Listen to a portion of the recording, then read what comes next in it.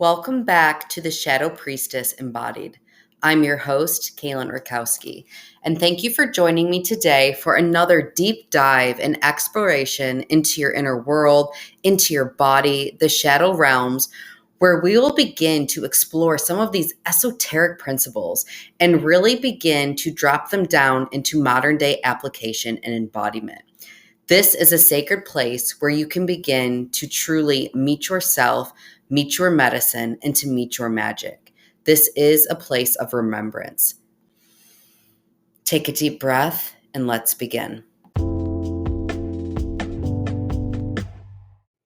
Welcome back, beautiful people, for another episode of the Shadow Priestess Embodied podcast. So, lately, I have just been super inspired to give space to incredible women who are out there just doing the damn thing. And I recently connected with this woman named Jessica.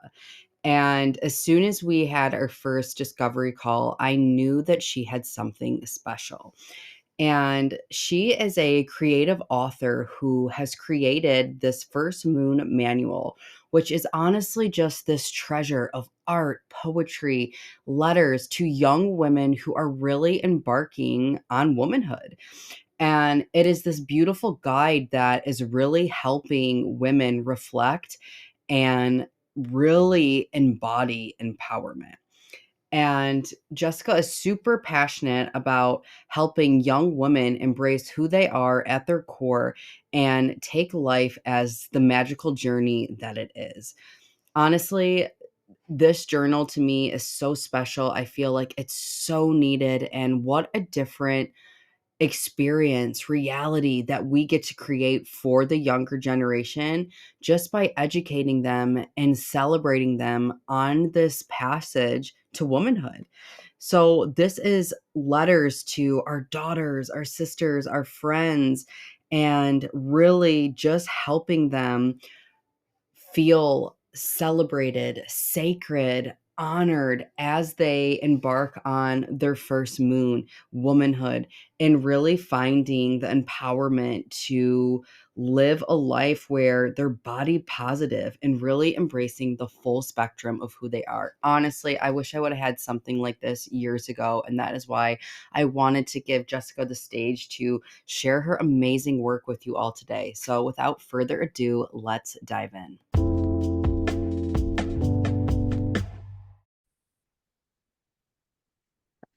All right. So I want to welcome my friend Jessica. And if you would like to just introduce yourself and just tell us a little bit about who you are and what you're doing in the world. Thank you so much, Kaylyn. My name is Jessica. You just said that. So there I go, being awkward already.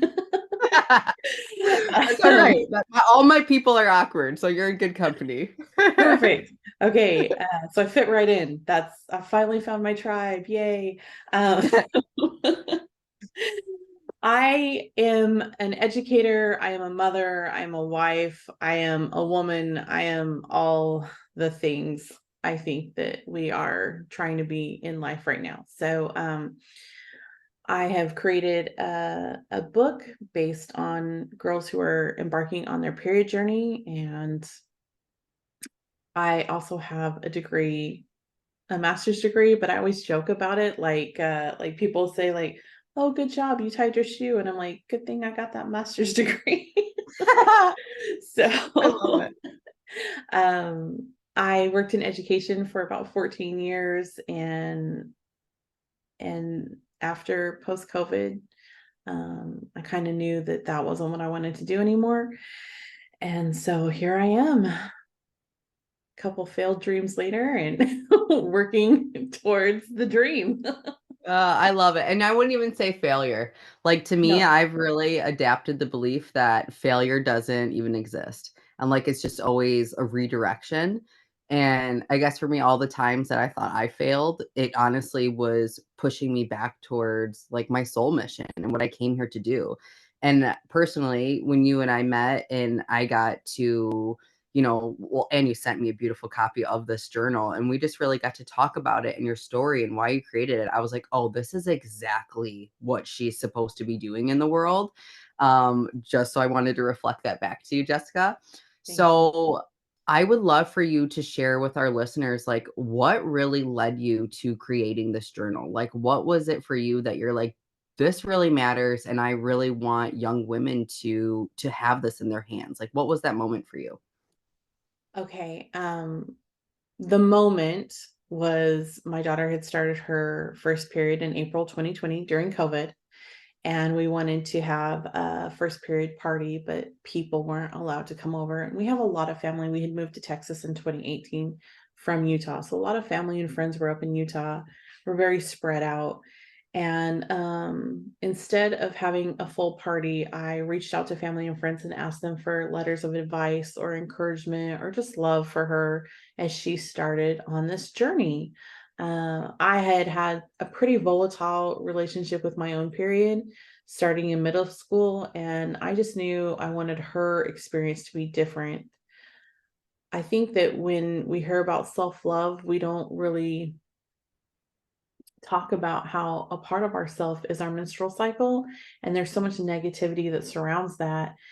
And so when I think about true self love, I really think about accepting your menstrual cycle as part of your body and loving that. So as she received these letters, I got her some macarons that were like this really beautiful deep burgundy color and had these black moons painted onto them from a local company.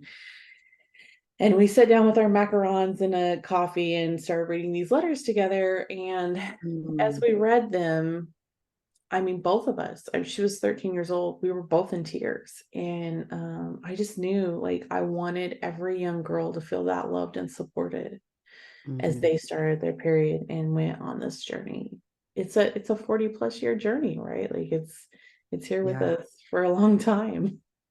Yeah, and I love that you created this journal for young women so that at an early age, it's like they can really just begin to release the shame around their bodies or around their menstrual cycle, feeling that it's dirty or that it's wrong or that, like, let's not talk about that. Like, here's a tampon, go to the bathroom and like, don't let anybody see. And it's like, it's always this big, like, taboo things. And I think that even as women, because a lot of us weren't as lucky or gifted to have like mothers like you that were like aware and really wanted to support their daughters in their transitioning into womanhood, that we still carry a lot of the shame around our cycle and that we're still, really afraid to embrace like our bodies and our femininity because really like to me what really called to me about this journal is that I'm super passionate about women recalibrating to their feminine essence, to their intuitive wisdom, like to their cycles, which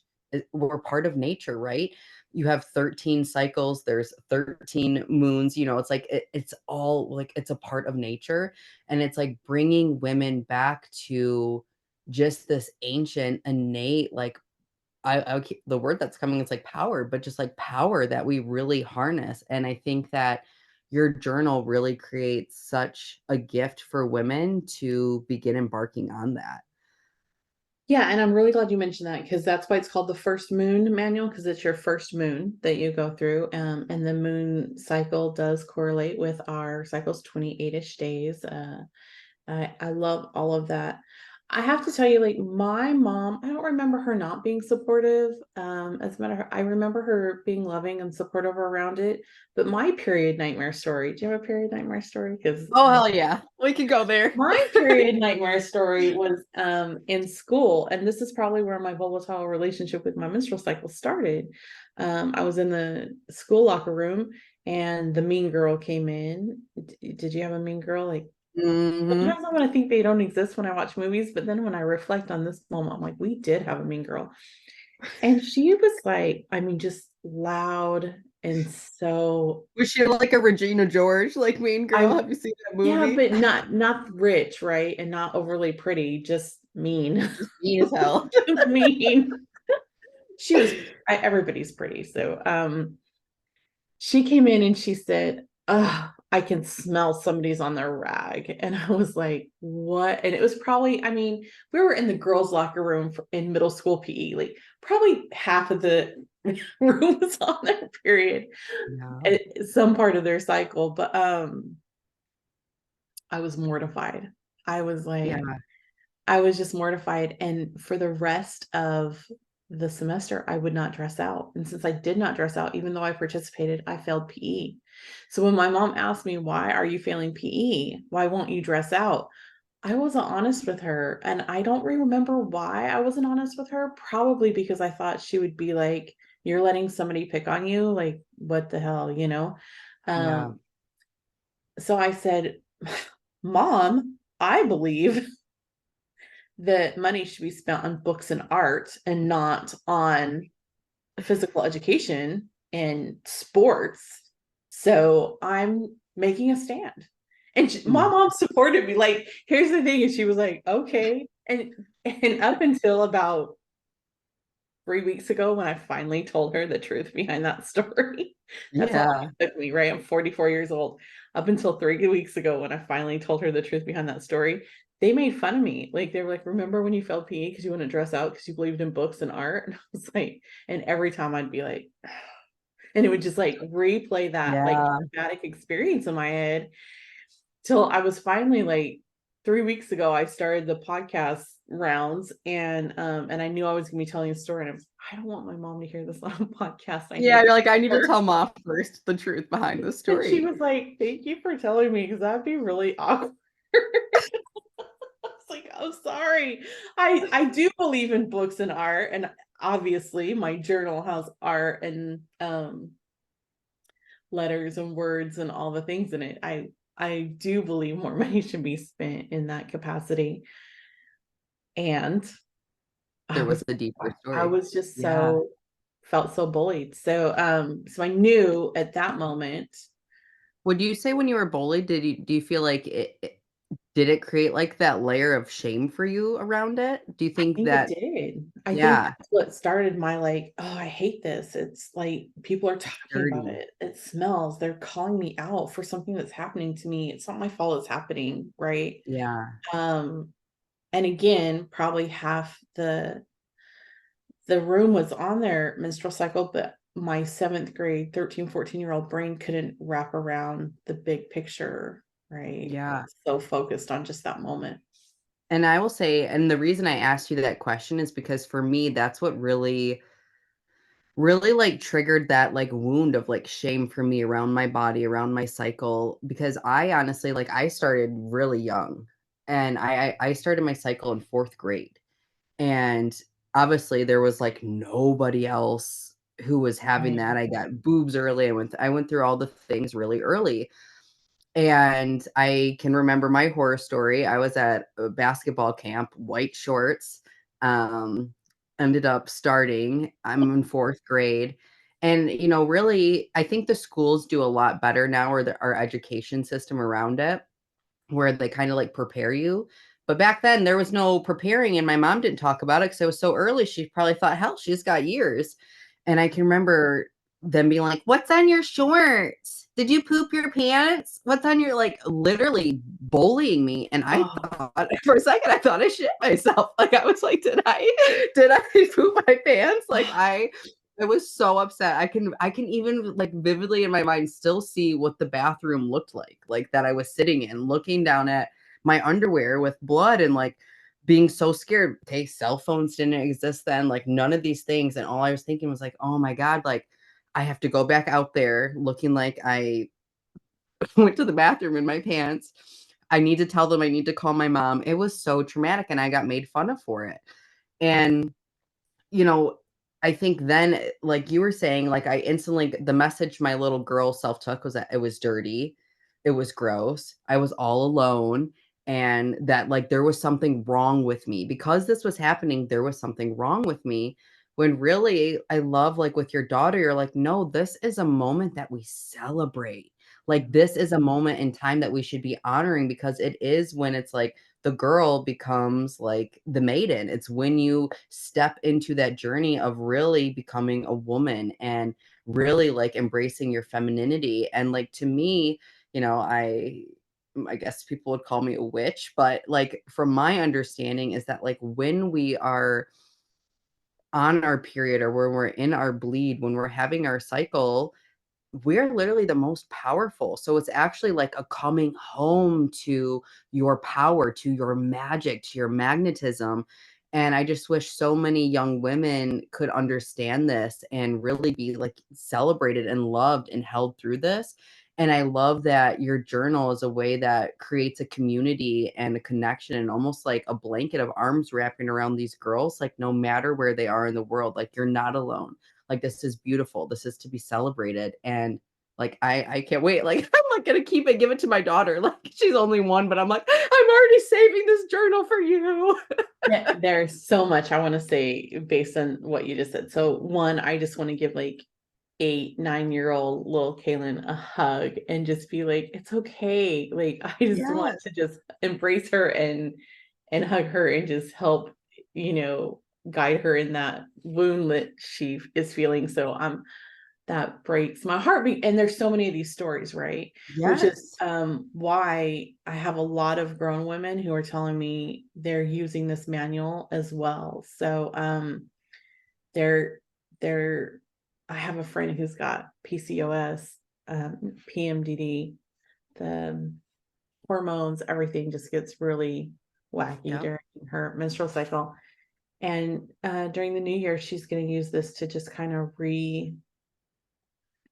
um, affiliate with her period and just and try and repair that relationship. You know, my own period was heavy and it was hard and it was sporadic and it just and had I known then what I know now, had we had the resources, had we had, I didn't have Facebook and Instagram and all the things that Hmm. were, and all the people who are coming out now and talking about like the food you eat and doing exercise and then just really just staying in the moment and being okay with the pain and not okay with it, but sitting with it and honoring the whatever pain your body is going through and knowing that pain's not really a normal part of a period. So something could be wrong, like all the things, then I think that I would have had a different relationship. When Bella started her period, I had been through a hysterectomy. I had 2 tubal pregnancies. I have 3 children, um, 2 tubal pregnancies and a hysterectomy. And and I knew, like, I was like, I don't want her to be in this place where her relationship is so volatile that she doesn't understand what her body's telling her, because I didn't Hmm. understand. I didn't know it was magic. I just hated it. I hated the time of the month. I hated going through it. I hated feeling the way I was feeling. I hated that everyone thought I was a problem. I hated having to be in the bathroom every 2 hours changing a Hmm. tampon and a pad because I was like bleeding through so much. Yeah. And and I didn't know. So while I call it a manual and it has some tips and some feeding, this isn't, you know, it's not about the technical jargon or the medical jargon. It's really so much about the emotional space. And Mm. I truly feel like when you talk about creating community, what happens is every time one of the contributors is tagged or gets a new friend request because of the first move manual, it just kind of um, has them hold space for that person. Like, just so Yeah. imagine we have 24 women who've contributed, and now every time someone reads that and they are tagged in a post or whatever, they go back to it and they hold space, right? So you constantly have these women going back to this time that they contributed and feeling like, oh, I did that for others. And it's just, Hmm. I just think it's just fucking magical. Yeah. You could say fuck on here. Okay, good. Totally fine. Oh, my I do. listeners I are just like, like, I really, I "Mm." dig it so much. I just think it's just, sometimes I think it's more magical than I even understand it to be, Yeah, you know? 100%. Do you have one on hand? Do you have one by Yes. you right now? Yeah, So, always. You what am I trying to say? The one of the first times you and I spoke, you told me about a poem in there, oh yeah. and I would really love, if you're open to it, to share just that poem so that people can get, like, just, like, a snip or just, like, a feel into, like, what is really in this journal and why we're on here advocating for it and why we think it's so powerful, and I think this poem would be a beautiful little, teaser into it. Okay, so let me tell you a quick story about the poem though. So Yes. I was teaching at a charter school, and there had been a spoken word poet who had gone kind of viral and actually won a award for her poem on coming out, which her poem on coming out is so moving. It's the most incredible thing. Her name is Angelica Brewer, and she would come into our school and she would do some workshops with the kids. And I met her that way through like the English teacher. So years later, when I start putting this together, um, 2 years later, I guess, um, I reached out to Angelica and I said, Angelica, like, I'm doing this project. I would love to have one of your poems if you're open to it. Her first answer was a hell yes. Like she's like, yes, absolutely. But it took some prodding, right? Like it took a minute for her to get it to me, like probably over Yeah. the course of 6 months. So if I started asking her in early 2021, or maybe I asked her in 2020 and I got it like January 2021. We're going to fast forward to June of 2022 when I published the book. The same month she was named Poet Laureate of Ogden, Utah. So like that alignment, right? Like we had no idea she would Yep. even go out for Poet Laureate. Like we had no idea she'd even be considered. And just the same month that I published, she gets named Poet Laureate of the city that we were in. Yeah. And I think, oh my God, like just the way things align. And anyways, let me get to this poem. So it's Beautiful. incredibly Divine timing. yes, yes. So everything is just to daughter or hey beautiful girl or dear sweet child, so it's all generic in that form so that any girl who picks it up can read it. So this one's his daughter. When they tell you to take up less space, get bigger. When they tell you to be quiet, get louder. When they tell you to be anything, be what you want to be instead. If you want to be a flower petal, fresh snow, extra coffee creamer, you can be soft that way. You can be gentle wind and the graceful dance of a butterfly's wings. If you do, be that proudly. If you want to be a firecracker, beat drop the ocean in a storm, you can be tough that way. You can be an exclamation point and bold with an underline. If you do, be that confidently. If you want to be both, do it righteously. You can hold the microphone and still share the stage. You can paint the whole cityscape and still smudge color outside of the lines. You can use the same arms you hug with to grab every opportunity and claim them all as your own. The world will tell you all the things it thinks you should be and all the ways you should dim the brightest parts of yourself to make it easier for them to see you. Spotlight them right in the eyes. The world knows nothing about the sunshine inside of you. Mm. Isn't Oh, that? that literally, I'm like crying. I know. I literally cried. I love it. I just ugh, like chills. And I've already read it, but I wanted you to share it with everybody else. Because And as soon as you told me, I was digging through the book. I'm like, where is this poem? Where is this poem? I want to read it. isn't it gorgeous? And Yeah. then another poet, she had written a letter and then she gave me a poem to put in here as well. And her poem was on 2/22/22, which I was like, how crazy that we have these repeating numbers that are coming up. Just everything just in alignment. Um, Another message that I love out of here, it says, as human beings, we are born with a powerful life force inside. It fuels us, empowers us, and helps us connect with one another. To live a meaningful life, never forget your life force power. Honor it and use it to reflect the value you see in others. As you reveal the immeasurable treasures within you and learn how to make your life shine with full brilliance, stay present. Accept your obstacles and always keep moving forward. If ever you forget how capable and wonderful you are, look in the mirror and say, I am the miracle my mom needed. I am the life Mm, force that broke through all odds to be here. I will continue to make the impossible possible. mm. Just all these messages are just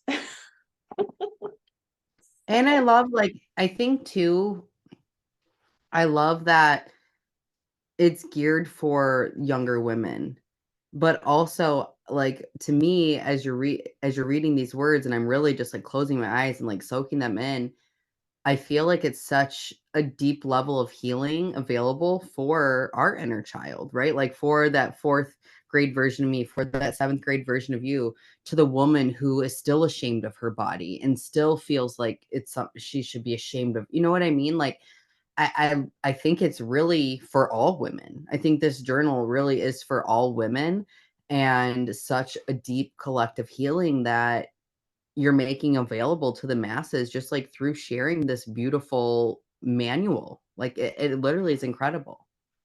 One of the letters comes from a woman who doesn't have any kids, and she was like, "I don't think I have anything to say." And I said, "No, I feel like," I was like, "If you don't, I mean, this is my process. I ask people, I said, if you have something to say, say it. If you don't feel aligned, it's okay. Like, Yep, exactly. you Take it know." or leave it. And so she sent me the most beautiful letter about how, when she first had her period, she was a tomboy and she just really tried to reject it so much. And it wasn't until she embraced her femininity and embraced that time of her month that she really Mhm. came into her power. And Exactly. I mean, it just like yes, it is geared towards young women. I want all young women to feel held. And if it feels aligned and you have some trauma that is around your period or just some healing that needs to be done, or you think back on those times, the questions are so good. I Yeah, will you go into a little bit, because I know we shared that that it has like these beautiful poetry and these letters from women, but for a listener who's like, like, would this be a good journal for me? Would you share about some of the other things that they could expect to find in there that could give them support resources? Because I know it's full of just amazing things. yeah, so a couple of the questions, does my body need rest? And then am I Mm. honoring that? I mean, if that's not a question that we all need, Oh, and like, I wanna, not to interrupt you, but I'm gonna interrupt you. I had such a beautiful reframe from that, because people are always like, "Oh, well, I haven't done enough work to rest," and, like, we always think our mind knows more than our body, you know? Our right. body's like, "I'm fucking tired, I wanna lay down, I wanna slow down." You're like, "No, go more, bigger, faster, push, push, push," you know? And I saw a quote on the flip side of that, and it was like, "Have I had enough rest to do my best work?"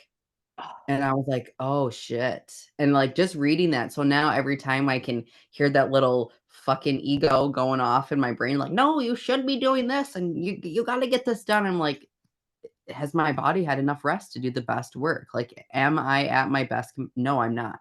So why do I think my mind knows more than my body?" Right. So sorry to interrupt you, but as soon as you said that, I was No, like, "Yes, I this is think so that's important." perfect.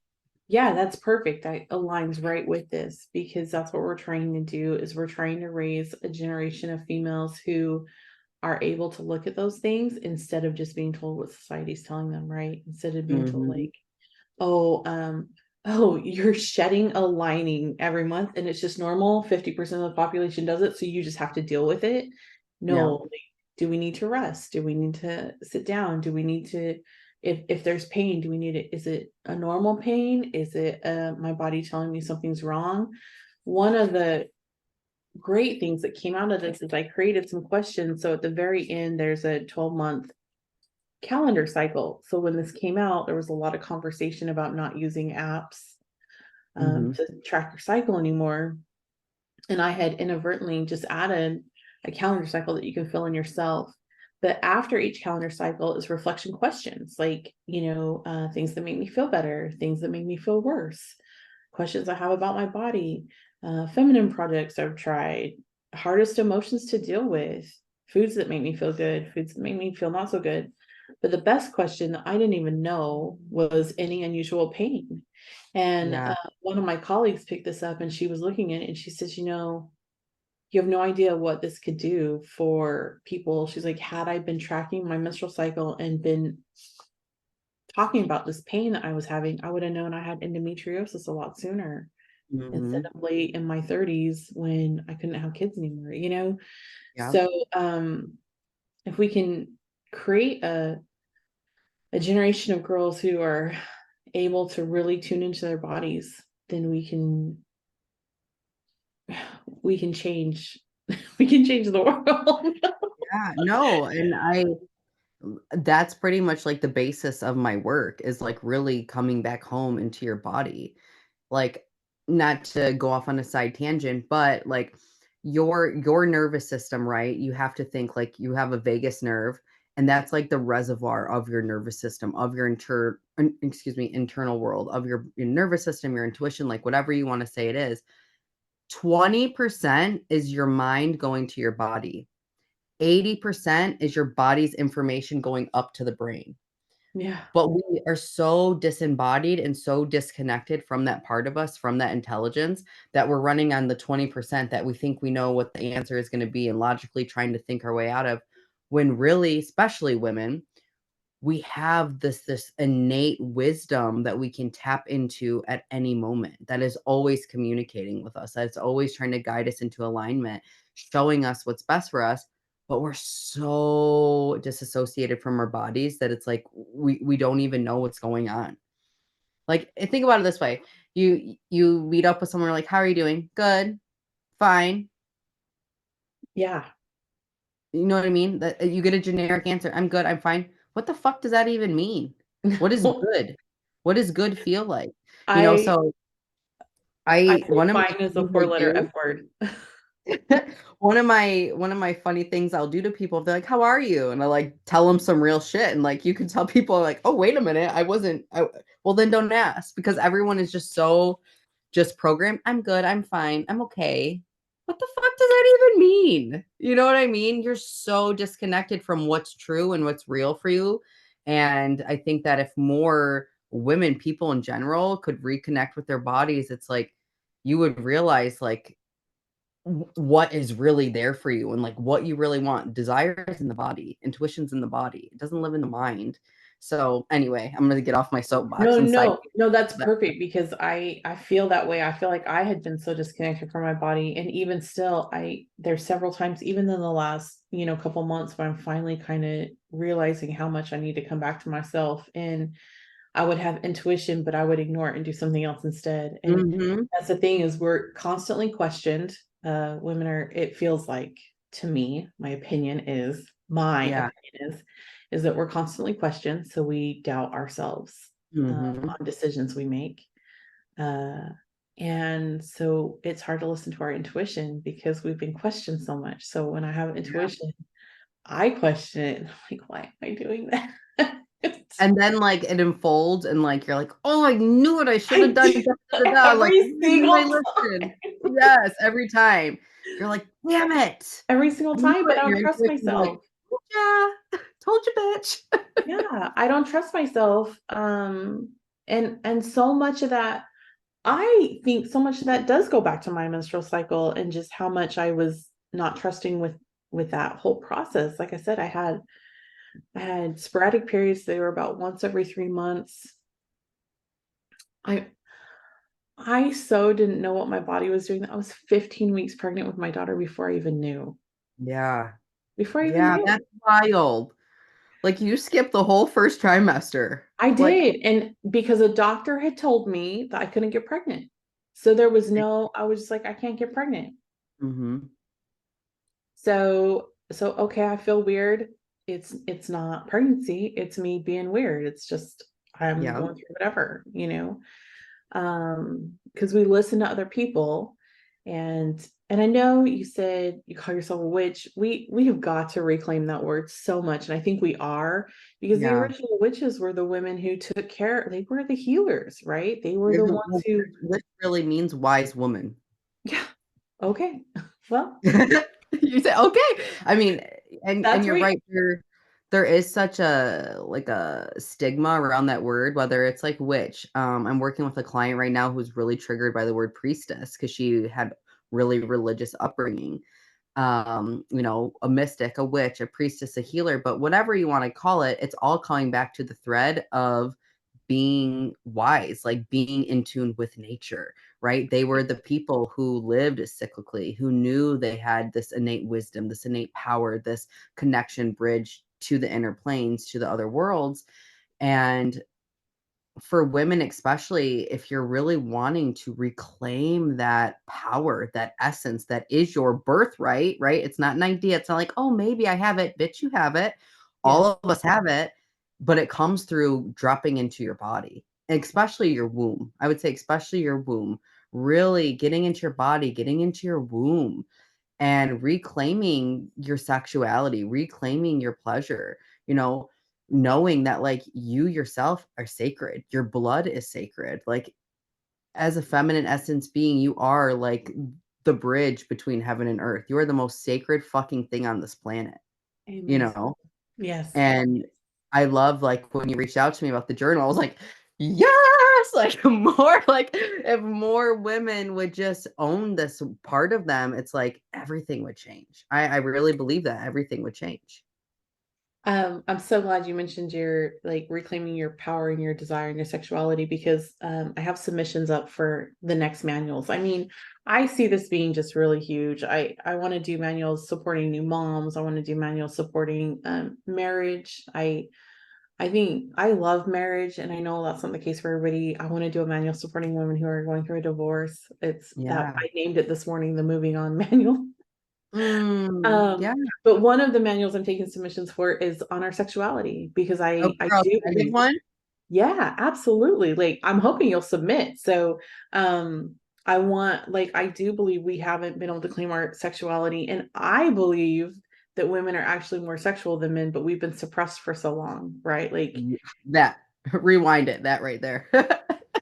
right? We've been suppressed. We've been told it's bad. We've been told it's dirty. We've been told we're whores if we like to have sex, all these things. Do you know why that is, though? Oh, well, the patriarchy, Christianity, what else? Like we could go on for probably ever. No, I mean, that's dead on. But the reason why, for years, the feminine essence, the feminine magic, right, which is our sensuality, our sexuality, all of that, has been so heavily demonized, is because as a woman, like we've been highlighting here in this episode, that's the seat of your power. Yeah. A woman who is deeply connected to her sexuality is deeply connected to God and is deeply connected to her ability to literally be a creatrix. Think about it this way, like your eroticism. I know we're getting kind of off the moon manual now, but you guys, I'm sure, here for it. Your eroticism and your like your orgasm, right? Like that is creative energy. You're literally a living orgasm. Yes. You're an orgasm with legs, All right? of those things. Yes. So my point is just that like being in those ecstatic states, being in that orgasmic state, your eroticism, whatever, it's like that literally is the most potent, juiciest frequency to be a creator. And they knew that as feminine essence beings connected back to this and reclaimed their bodies and reclaimed their pleasure, they were opening up all these doorways and portals to the divine to literally be the bridge between worlds. And men thought, oh, fuck no. Because a woman who is that deeply in her power can't be controlled. She Right. can't be manipulated, right? She's not going to sit down, be quiet, and make us dinner. So what do we have to do? It's dirty. She's a whore, only have sex with your husband. It's a bad thing. It's a dirty thing. They put all this stuff on it so that women would really shy away from their sensuality, their Yeah. sexuality, because that is our power as a woman. That is your power. And I know this is not the same episode for this, but this like I'm so passionate about this. No, I am too. I am too because I went through a lot of things when I was younger, and one of the things I went through was sexual harassment in the military. And I remember this guy I who I had sex with one night, and it just I didn't like it, so I left.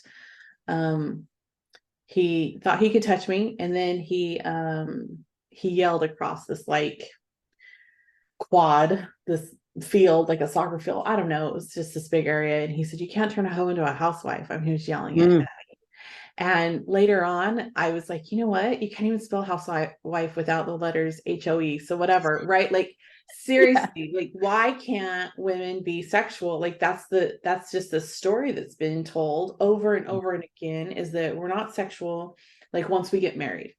Yeah.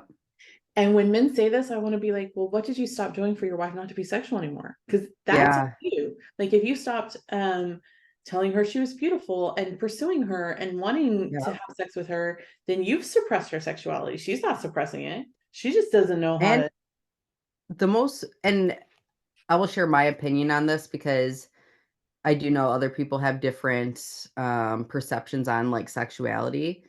But to me, I really believe that like the feminine, like the sacred feminine, like I call her like the holy whore, but like that part of our sexuality, for her to really come out and to fully be expressed, she needs safety. She needs security.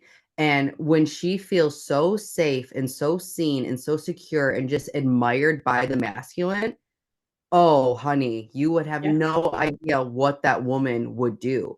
Yeah. But for that like part of her and really to reach orgasm, right? Men are like, oh, well, women don't come and they don't do this. And now I know we're really going on a tangent, but that's not the case. But if you think about an orgasm, you're in the deepest level of surrender, receptivity, right? Yeah. And in order to do that, you have to feel safe, you have to feel love, you have to feel supported. So it's like it goes hand in hand. It's like a man is they're frustrated because they're not having this kind of experience. When the woman, it starts in the heart. You Right. want you want way to the woman's pussy, it starts in her heart. Like Yeah. start there, love her, admire her, let her feel safe and secure, and like a flower, she will open up. Right. And I guess I'll just stop because I know I'm going on a way different conversation, but it's just true. Like women, we're innately sexual. Like that is like part of like the feminine magnetism. It is like look at all the goddesses, like in all the ancient systems. It was through being like sexual. It was through beauty. It was through adornment. It was through being connected with our senses. And all women still have that like primal like pull in them, but we Yeah. don't feel safe or seen or admired enough to let her come out and play. That's why women now are so heavily masculized or in their like toxic masculinity because they don't feel safe to be in their feminine. Yes. Everything you just said. And I think that to start that is that we have girls who feel comfortable with their periods and embrace that, their menstruation, and get into the core of that. Then Absolutely. as they grow, they can tap into their sexuality and be into their divine feminine. That's what I'm trying to teach my own daughter is that it's okay to feel sexy. It's okay to is Mhm. like she has a safe space, and she has a safe space so she can talk to me. And we started with her menstruation. Well, we probably started years before that. Um, but we start with her menstruation, so we start with these conversations about what she wears and how she carries herself, and that it's okay for relationships to end. Like, I mean, just all the stuff. And Yeah. if we can build on that. Ah, And I I so much. we're both like this. I love what you're saying though, because eh, how do I want to put this? I think that the beauty in this journal and what you're offering these young girls is to really create that level or foundation of safety in their body. I feel safe in my body, right? I feel good in my body. And it's like until you feel those things in yourself and with yourself, right? You're never going to feel that with a partner, right? So I think that this is an invitation to reclaim that sovereignty, right? Yes. Really feel that sense of safety, really have this reclamation of their femininity, of their power, of being self source safety so that they can actually step into healthier relationships, when they get to that point that they are like being curious about like their sexuality or, union or whatever it is. But I know for me, as a young girl, I didn't have that. So I looked for that in all my partnerships and believing that like, "Oh, well, if I don't have sex with him, then he's not gonna like me." Yeah. And, it's like I wish that I would have had such a different foundation of sovereignty, of power, of safety in myself so that I could stand firmly in my no. You know what I mean? Yes, and so I'm gonna share about my daughter. She probably won't listen to this, so hopefully she won't be too mad at me. But Love you. Thank you for letting us share your story. she came home the other day and she had been talking to this guy for months, and it came out that he had just wanted to have sex with her. She's still a virgin. She's 16, so she's still a virgin. And I just remember, like, to me, I'm like, Bella, I hate to tell you this, like, I don't want to be like the person who dashes your dreams, because I know you want to have a partnership with somebody and just like really respect each other and go into this. I'm like, at this age, that's kind of how society has raised men to be, is that Yeah. they just want to have sex. And the fact that you're a virgin makes you even more Mhm. desirable to them. Yeah. Um, but I was so proud of her for being like, you know what? Like, I don't need that toxic shit in my life. Yeah. And so I told her, I'm like, are you sad? And she's like, it sucks. It sucks that it had to be this way. And I'm okay because I don't want to be Yeah. around with somebody like that. And I thought, oh my God, like I'm doing something right. I wish I would have been able to. I don't think that there's no blame on my own mother or family. I don't think there was a purposeful thing. I think that the tools weren't available and we didn't know, and we're just starting to step into this new Yeah. world. Well, and I think it too so much of their conditioning. You know what I mean? It's like I think our parents did the best they could with what they had and what they got. Right. And the more conscious we are and the more we're aware, it's like with you, it's like you're giving your daughter all these beautiful tools where she can firmly do that. So it's like you're giving her such a gift too.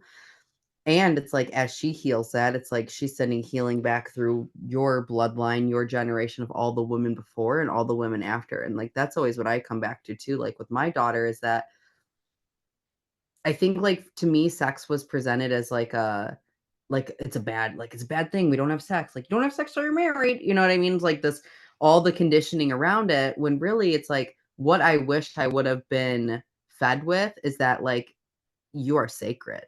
You are Mm-hmm. sacred. Your body is sacred, right? And not that sex is wrong, bad, or a dirty thing. It's a beautiful thing, but it's only beautiful when as a feminine, are with someone who deeply loves you, who cares about you. And Yeah. like, Same. maybe I'll get flagged for this because I know there's a lot of people out here, free love, one night stands. That's amazing if that works for you. But for me, with where I'm at now on my spiritual journey, not saying I haven't done that, caveat, I did that, got the t-shirt, had that phase of my life. But now it's like the thought of somebody touching my body who doesn't touch my heart, there's no fucking way. And even with my partner, if we have even a weird little type of tiff, it doesn't have to be a bad thing. If there is something emotionally in the heart space, energetically off with us, it's like my body, I can feel where my body doesn't want to open. It doesn't want to be Yeah. touched. It doesn't want to be loved. But when him and I are connected at the heart, whew, Oh, like it's hot, girl. It's I hot. know, I'm right there with you. I'm exactly the same way. Like if my husband and I are having any issues, like I close right off and Yeah, my body won't respond. But when we are open and and it can be just the little shit, right? Like it can be that just all day long he just told me I was pretty yeah, or did the dishes or we have very fluid gender roles, so he's very helpful around the house anyway. So and we just didn't get into any nitpicky thing like I just open up in such a different way than yeah. I do.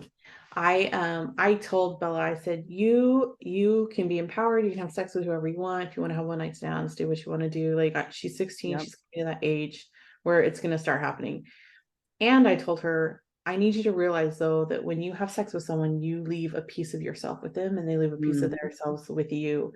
And so you want mhm. to make sure that whatever energy you take in and any of the energy you give out is with a person that it's okay with.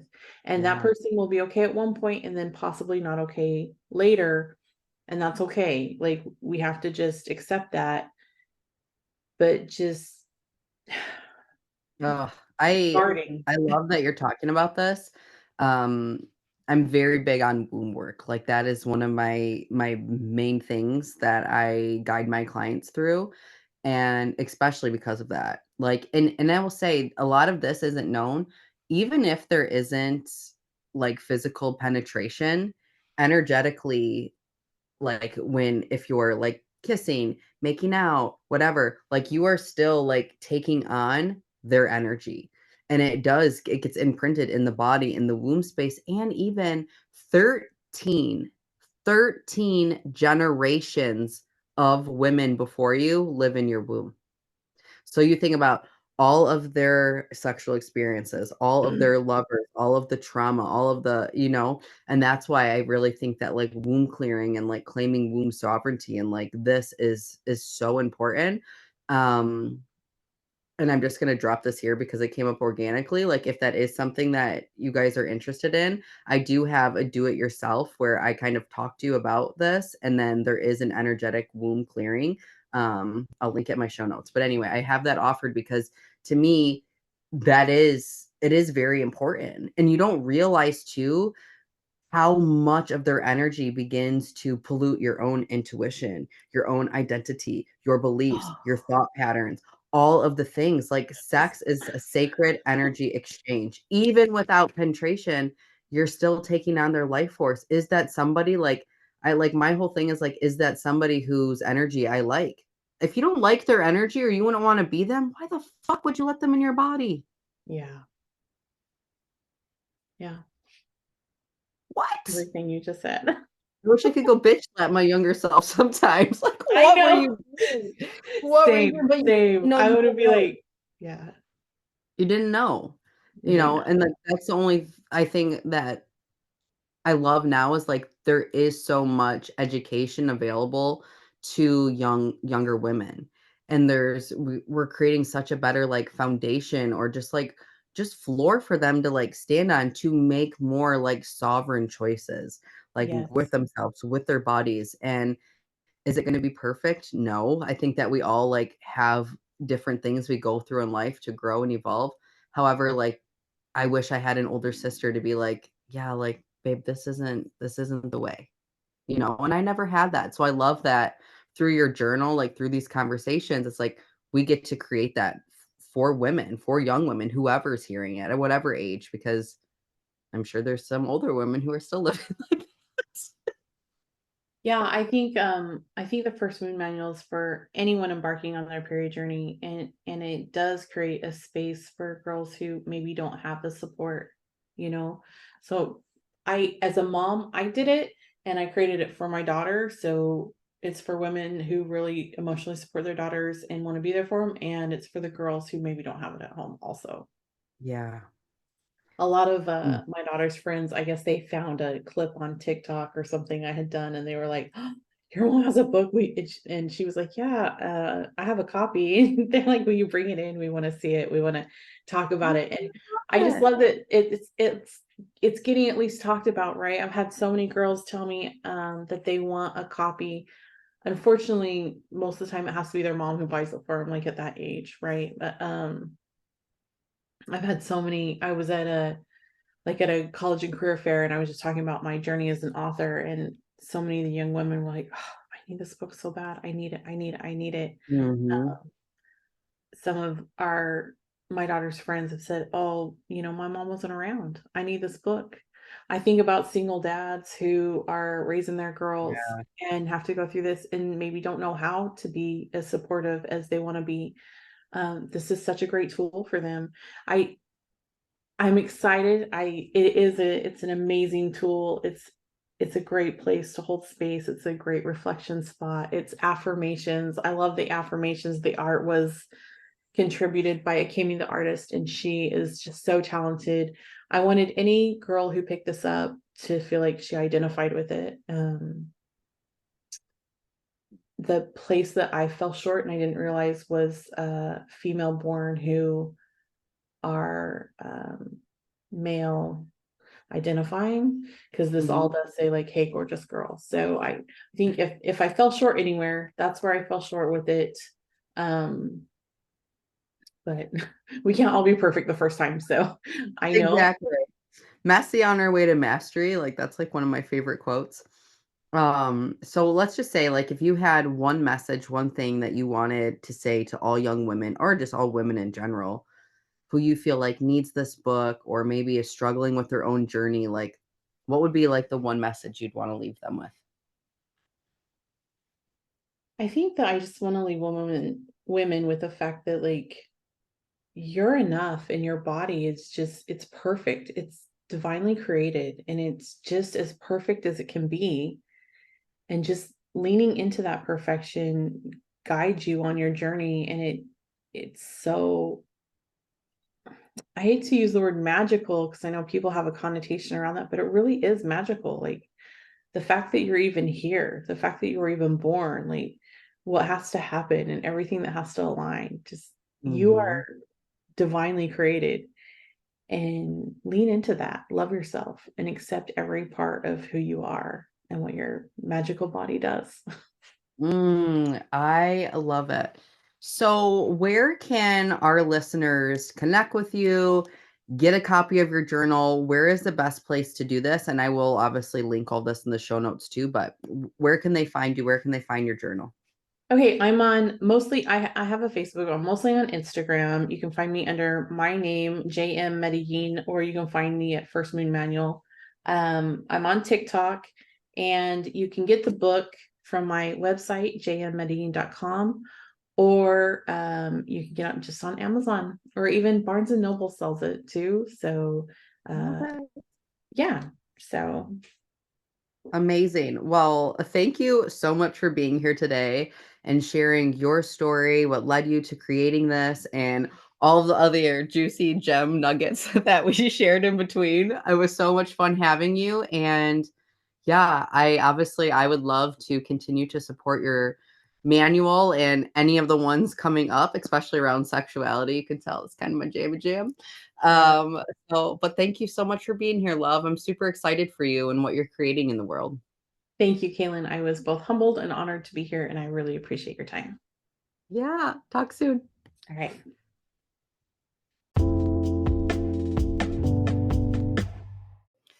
Thank you so much for joining me today for another episode of the Shadow Priestess Embodied podcast.